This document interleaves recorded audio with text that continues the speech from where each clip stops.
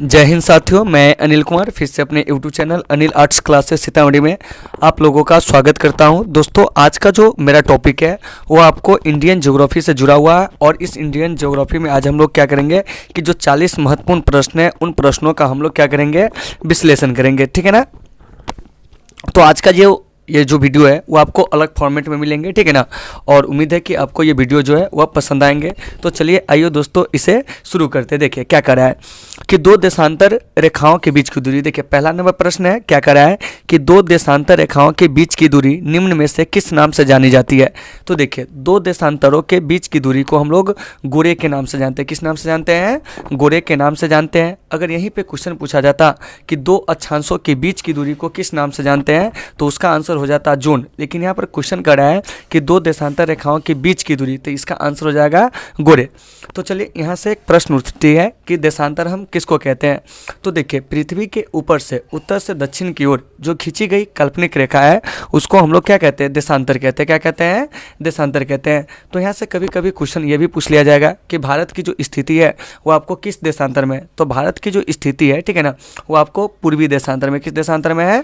पूर्वी देशांतर में। यानी कि भारत का पूर्वी देशांतर में जो विस्तार है 68 डिग्री 7 मिनट से 97 डिग्री 25 मिनट। तो मुझे उम्मीद है कि एक नंबर क्वेश्चन आपका क्लियर हो गया होगा और एक नंबर क्वेश्चन से इतने सारे क्वेश्चन को हम लोग क्या किए, सीखे। चलिए दूसरा प्रश्न करा है, एक देशांतर से दूसरे देशांतर के बीच कितना समय अंतराल होता है। यानी तो देखिए एक देशांतर से दूसरे देशांतर में जाने पर समय में क्या होता है कि आपको 4 मिनट का क्या होता है कि अंतराल होता है।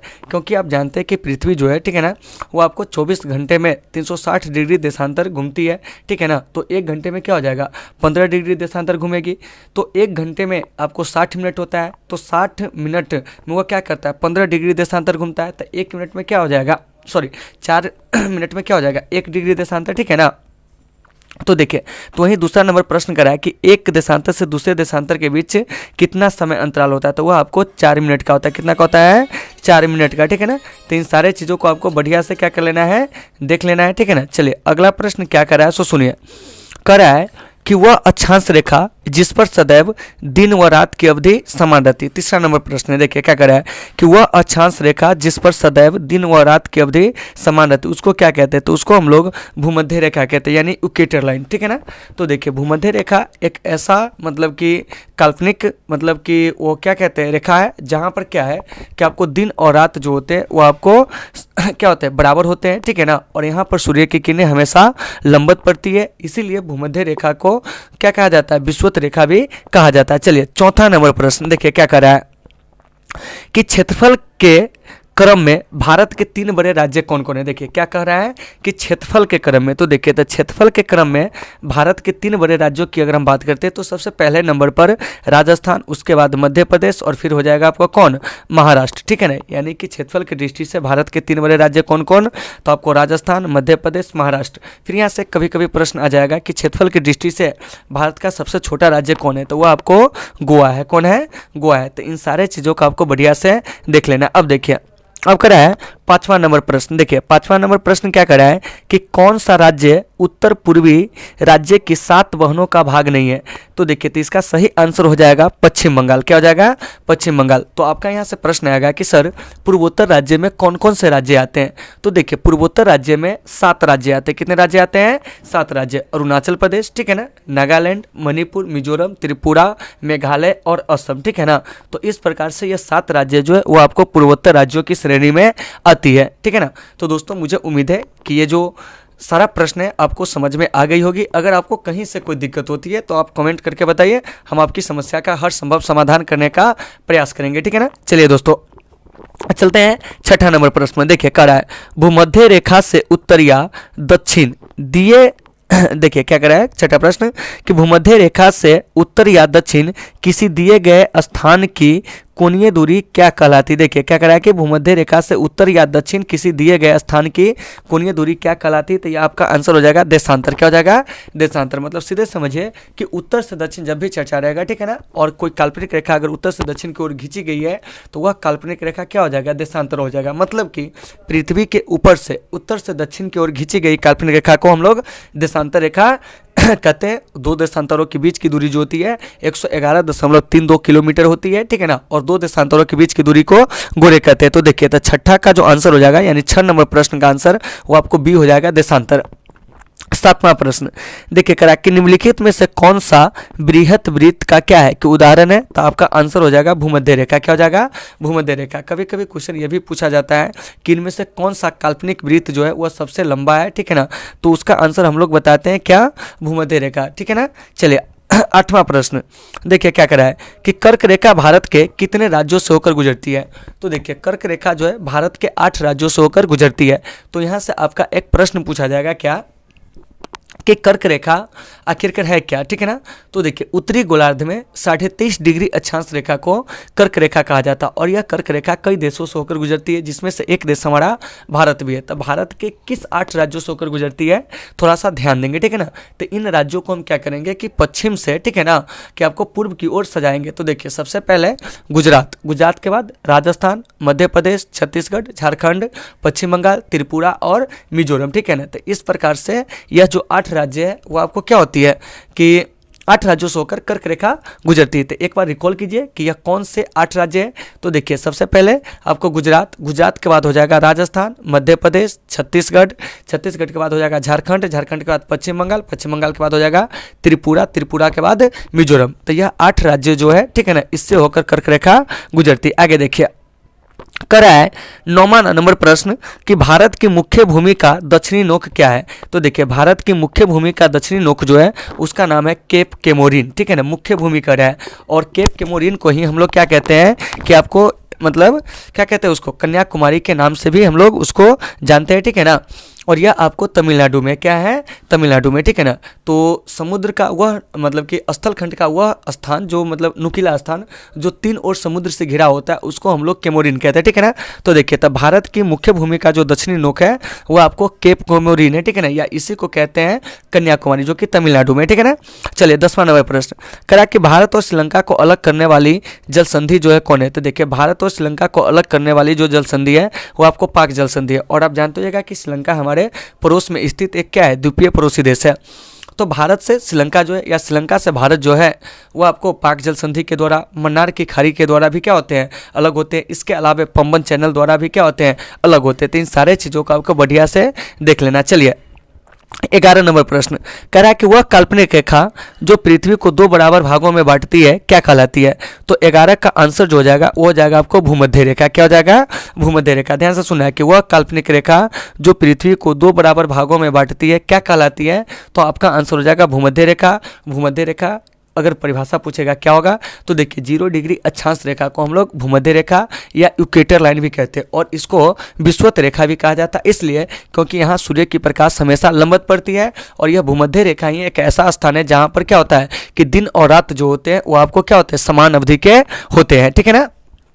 चलिए अब क्या करा है कि दोनों ध्रुवों को जोड़ने वाली, ठीक है ना, यानी कि 12 नंबर प्रश्न की बात कर रहे हैं, ध्यान से सुनिए कि दोनों ध्रुवों को जोड़ने वाली वह काल्पनिक रेखा जो भूमध्य रेखा को समकोण पर क्या करती है, प्रतिच्छेद करती है। क्या करती है? समकोण पर प्रतिच्छेद करती है भूमध्य रेखा को, वह क्या कहलाती है। तो आपका इसका आंसर हो जाएगा देशांतर हो जाएगा। क्या हो जाएगा? देशांतर हो जाएगा। तो देखिए 12 का आंसर देशांतर। 13 में करा कि कुल अक्षांशों की संख्या कितनी है। तो कुल अक्षांशों की संख्या जो है वो आपको 180 है। ठीक है, कितनी है?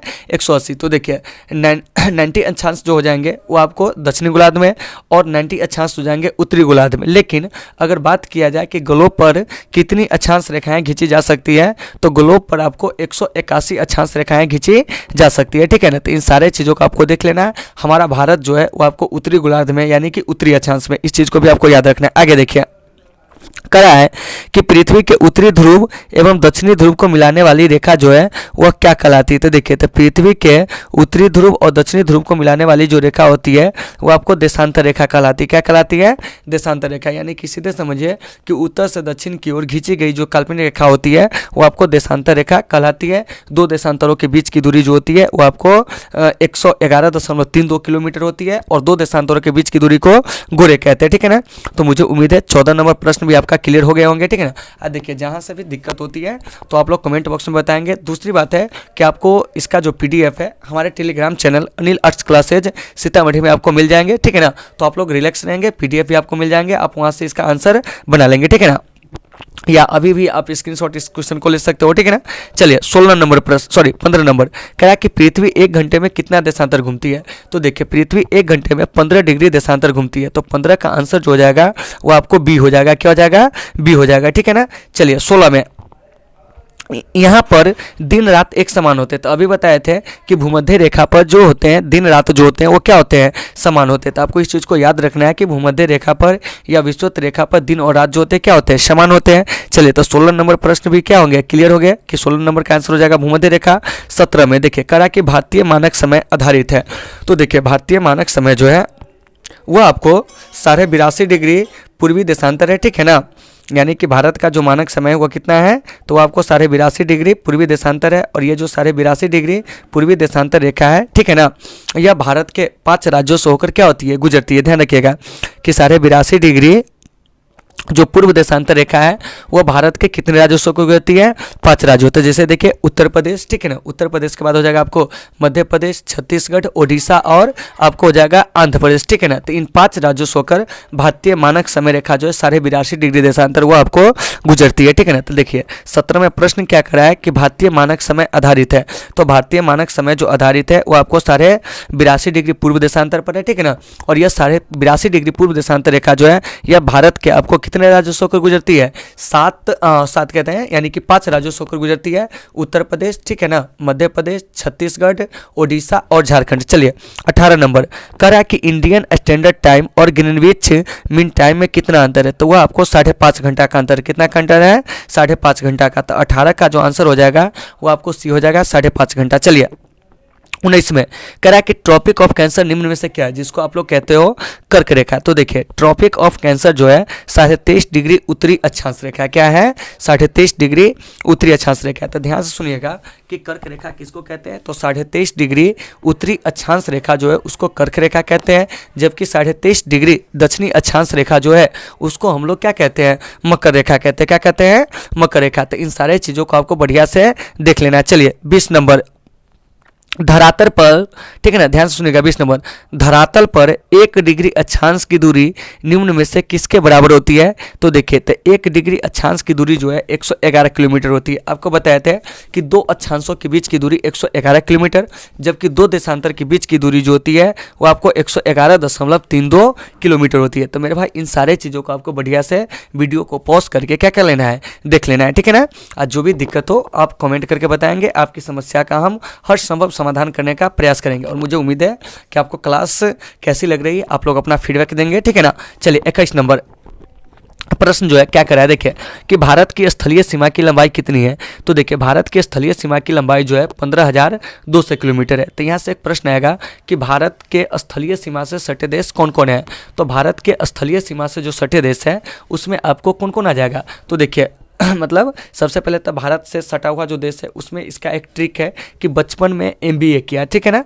तो देखिए ब से हो जाएगा बांग्लादेश, च से हो जाएगा चीन, प से पाकिस्तान, न से नेपाल, में हो जाएगा कॉमा में, यानी कि साइलेंट में उसको रखिएगा, ठीक है ना।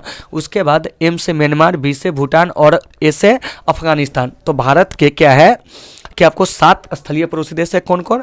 तो देखिए बांग्लादेश, चीन, पाकिस्तान, नेपाल, म्यांमार, भूटान और अफगानिस्तान। तो ये 7 जो पड़ोसी देश है हमारे वो हमारे साथ 15,200 किलोमीटर की लंबाई की क्या करती है? सीमा बनाती है। तो इस प्रकार से भारत के स्थलीय सीमा की लंबाई 15,200 किलोमीटर हो गया, जिसमें से सबसे लंबा सटा स्थलीय देश जो है वो आपको बांग्लादेश है, जबकि सबसे कम सटा हुआ जो स्थलीय पड़ोसी देश है हमारा वो आपको अफगानिस्तान है, ठीक है ना।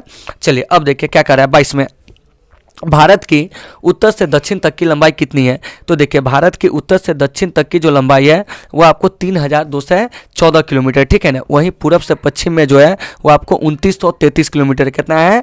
पूरब से पश्चिम में भारत की लंबाई 2,933 किलोमीटर, जबकि उत्तर से दक्षिण में जो है 3,214 किलोमीटर। तब 22 का जो आंसर हो जाएगा, उत्तर से दक्षिण पूछ रहा है तो 22 का आंसर हो जाएगा बी। आगे देखिए 24 नंबर क्या करा है कि भारत का क्षेत्रफल विश्व के कुल भौगोलिक क्षेत्रफल का कितना है। तो देखिए भारत का क्षेत्रफल जो है विश्व के कुल भौगोलिक क्षेत्रफल का 2.4% है और क्षेत्रफल की दृष्टि से दुनिया का जो सबसे बड़ा देश है वो आपको रसिया है। कौन है? रसिया। याद रखना है कि क्षेत्रफल की दृष्टि से भारत का जो सबसे बड़ा देश है कौन है, सॉरी भारत क्या करें, विश्व का सबसे बड़ा देश तो आपको रसिया है। और क्षेत्रफल की दृष्टि से जो सबसे छोटा देश है वो वेटिकन सिटी है। और हमारे भारत का क्षेत्रफल की दृष्टि से दुनिया में कौन सा स्थान है, तो 7वां स्थान है। तो यहाँ से एक प्रश्न पूछेगा कि भारत का क्षेत्रफल जो है वह कुल कितना है। तो भारत का क्षेत्रफल 32,87,263 वर्ग किलोमीटर है जो दुनिया के कुल क्षेत्रफल का 2.4% है। तो 23 नंबर प्रश्न भी आपका क्या हो गया, क्लियर हो गया। 24 में करा है कि भारत के कितने राज्य समुद्र के किनारे पर है। तो देखिए भारत के आपको क्या कहते हैं कि मतलब कि 9 राज्य जो है वो आपको समुद्र से क्या है कि सटे हुए। तो देखिए यह 9 राज्य कौन कौन है। तो हम पश्चिम से शुरुआत करते हैं तो गुजरात, महाराष्ट्र, गोवा, कर्नाटक, केरल, ठीक है ना। इसके बाद तमिलनाडु, आंध्र प्रदेश जिसको सीमांत के नाम से भी जानते हैं, ओडिशा और पश्चिम बंगाल। तो भारत के ये जो 9 राज्य है वो आपको समुद्र तट से सटा हुआ है। तो एक बार मेरे साथ रिकॉल कीजिए कि कौन कौन सा यह 9 राज्य है। तो देखिए इसमें सबसे पहले गुजरात, महाराष्ट्र, गोवा, ठीक है ना। गोवा के बाद हो जाएगा आपको कर्नाटक, कर्नाटक के बाद केरल, फिर आपको तमिलनाडु, तमिलनाडु के बाद जो हो जाएगा आंध्र प्रदेश, आंध्र प्रदेश के बाद हो जाएगा ओडिशा और ओडिशा के बाद जो हो जाएगा वो हो जाएगा आपको पश्चिम बंगाल, ठीक है ना। तो ये 9 राज्य जो है भारत के वो समुद्र से सटा हुआ है। तो 24 नंबर प्रश्न का जो आंसर हो जाएगा सी हो जाएगा। चलिए 25, भारत तथा चीन के बीच सीमा बनाने वाली रेखा क्या है। तो देखिए भारत तथा चीन के बीच सीमा बनाने वाली जो रेखा है वो आपको मैकमोहन रेखा है। क्या है? मैकमोहन रेखा। और इस मैकमोहन रेखा का निर्धारण शिमला समझौता के द्वारा 1914 में हुआ था, ठीक है ना। कहाँ? तो शिमला में। और यह मैकमोहन रेखा जो है अरुणाचल प्रदेश में, कहाँ है? अरुणाचल प्रदेश में। तो यहाँ से एक प्रश्न आ जाता है कि मैकमोहन रेखा का निर्धारण कौन किया था। तो सर हेनरी मैकमोहन ने 1914 में मैकमोहन रेखा का क्या किया था, निर्धारण किया था। तो आपको इन सारे चीज़ों को बढ़िया से देख लेना है कि मैकमोहन रेखा का निर्धारण कब, 1914 में, ठीक है ना। कहाँ हुआ था? शिमला में। मैकमोहन रेखा कहाँ है? अरुणाचल प्रदेश में। मैकमोहन रेखा का निर्धारण कौन किया था? सर हेनरी मैकमोहन किया था। चलिए 25 नंबर तो हो गया। 26 नंबर देखिए भारत और पाकिस्तान के बीच अंतर्राष्ट्रीय सीमा किसके द्वारा सीमांकित की गई है। तो देखिए तो इसका जो आंसर हो जाएगा आपको यानी कि रेड क्लिफ लाइन के द्वारा, ठीक है ना। तो देखिए भारत और पाकिस्तान के बीच में जो अंतर्राष्ट्रीय सीमा रेखा है उसको हम लोग रेड क्लिफ लाइन के नाम से भी जानते हैं, ठीक है ना। इसके अलावे आपको भारत और क्या है कि पाकिस्तान के बीच में जो एक सीमा और है जिसको हम लोग कहते हैं LOC लाइन ऑफ कंट्रोल, ठीक है ना, जिसका निर्धारण 1972 में शिमला समझौते के बाद हुआ था, ठीक है ना।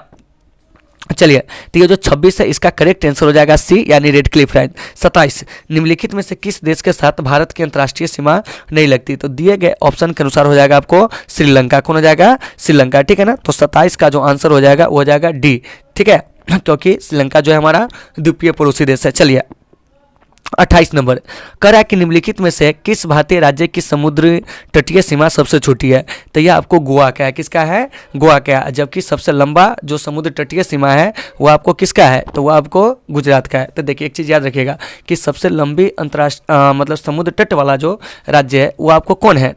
गुजरात है। जबकि सबसे छोटा समुद्र तट किसका है भारत में? तो हो जाएगा गोवा का। किसका हो जाएगा? गोवा का। तो 28 का जो आंसर हो जाएगा ए हो जाएगा। चलिए 29 में भारत की सबसे लंबी अंतर्राष्ट्रीय सीमा किस देश के साथ है। तो वो आपको बांग्लादेश के साथ है। और आप जानते होइएगा कि बांग्लादेश जो है वो, ठीक है ना, कि वह आपको पहले भारत का ही अंग था जो आपको 1971 में पाकिस्तान से अलग होकर बना था। तो हमारे 7 पड़ोसी देश है और 7 पड़ोसी देश के साथ हमारा संबंध जो है कभी उतार चढ़ाव वाला रहता है, खासकर चाइना और पाकिस्तान के साथ। तो देखिए 7 पड़ोसी देश कौन कौन है? बांग्लादेश, ठीक है ना, चीन, पाकिस्तान, नेपाल, म्यांमार, भूटान और अफगानिस्तान, ठीक है ना। तो 29 का जो आंसर हो जाएगा, ठीक है ना, वो आपको क्या हो जाएगा? डी हो जाएगा कि भारत की सबसे लंबी अंतर्राष्ट्रीय सीमा किस देश के साथ है? तो बांग्लादेश के साथ। चलिए 30 में भारत का क्षेत्रफल कितना है। तो देखिए भारत का क्षेत्रफल जो है वो आपको 32,87,263 वर्ग किलोमीटर, ठीक है ना। तो 30 का आंसर सी हो जाएगा। और यह क्षेत्रफल जो है दुनिया के कुल क्षेत्रफल का कितना है? तो 2.4% है। तो मुझे उम्मीद है दोस्तों कि आपको क्लास अच्छा लगता होगा। अगर इसमें किसी प्रकार की कोई त्रुटि हो तो आप लोग क्या करें कि कमेंट बॉक्स में आए और हमें कमेंट करें। हम कल अगले वीडियो से सुधारने का भी प्रयास करेंगे, ठीक है ना। चलिए अब है आपको कौन सा, देखिए 31 नंबर, निम्नलिखित में से कौन सा भारतीय राज्य कर्क रेखा के उत्तर में स्थित है। तो देखिए तो कर्क रेखा के उत्तर में स्थित राज्य जो हो जाएगा 31 में दिए गए ऑप्शन के आधार पर वो हो जाएगा मणिपुर। क्या हो जाएगा, मणिपुर। फिर यहाँ से प्रश्न आएगा कर्क रेखा किन राज्य से होकर गुजरती है। तो कर्क रेखा जो है वह आपको भारत के 8 राज्यों से होकर गुजरती है, गुजरात, राजस्थान, मध्य प्रदेश, छत्तीसगढ़, झारखंड, पश्चिम बंगाल, त्रिपुरा और मिजोरम से होकर, ठीक है ना। तो चलिए 31 का आंसर हो जाएगा ए। 32 में किस भारतीय राज्य की सीमा सर्वाधिक राज्यों की सीमा को स्पर्श करती है। तो आपका जो आंसर हो जाएगा वो हो जाएगा उत्तर प्रदेश। क्या हो जाएगा, उत्तर प्रदेश, ठीक है ना, क्योंकि उत्तर प्रदेश की जो सीमा है, ठीक है ना, वो आपको 8 राज्यों को क्या करती है, स्पर्श करती है। आगे देखिए अब करा 33 में भारत किस गोलार्ध में स्थित है। तो देखिए भारत जो है वो आपको क्या है कि उत्तर और पूर्वी गोलार्ध में स्थित है, क्योंकि आप जानते होइएगा कि अक्षांशीय दृष्टि से भारत उत्तरी गोलार्ध में और देशांतरीय दृष्टि से भारत जो है पूर्वी गोलार्ध में क्या है, स्थित है। तो 33 का आंसर हो जाएगा ए। 34 में पोर्ट ब्लेयर कहाँ स्थित है। तो देखिए तो ये जो पोर्ट ब्लेयर है मेरे भाई, ये आपको कहाँ स्थित है। तो ये आपको दक्षिणी अंडमान में, क्योंकि आप जानते होइएगा कि ये जो पोर्ट ब्लेयर है यह आपको अंडमान और निकोबार द्वीप समूह की क्या है, राजधानी है। तो ये जो पोर्ट ब्लेयर है यह आपको दक्षिणी अंडमान में क्या है, स्थित है। चलिए आगे अब करा है 35 में इंदिरा पॉइंट, ठीक है ना, किसकी दक्षिणी नोक है, ठीक है ना। तो इंदिरा पॉइंट जो है वो आपको क्या है कि अंडमान और निकोबार द्वीप समूह का दक्षिणी नोक है, क्योंकि आप जानते होइएगा कि भारत के जो सबसे दक्षिणतम बिंदु है वो आपको कौन है, इंदिरा पॉइंट है, जो कि आपको बड़ा निकोबार में स्थित है। और यह बड़ा निकोबार जो है अंडमान और निकोबार द्वीप समूह का ही क्या है, एक अंग है। तो यहाँ से 35 का जो आंसर हो जाएगा ए हो जाएगा। 36 भारत के अरब सागर और बंगाल की खाड़ी से लगे समुद्र तट की लंबाई लगभग कितनी है।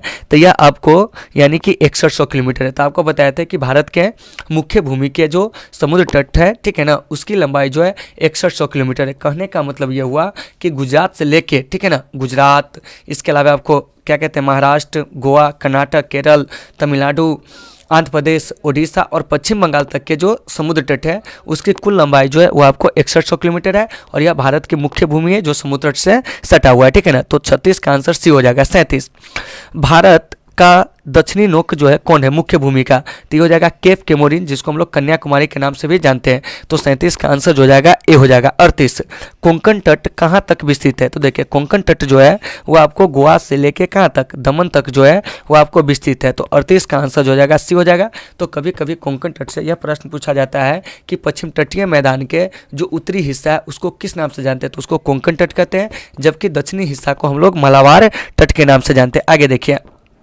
करा है कि लक्षद्वीप समूह कहाँ स्थित है। तो 39 का आंसर जो हो जाएगा ए, अरब सागर।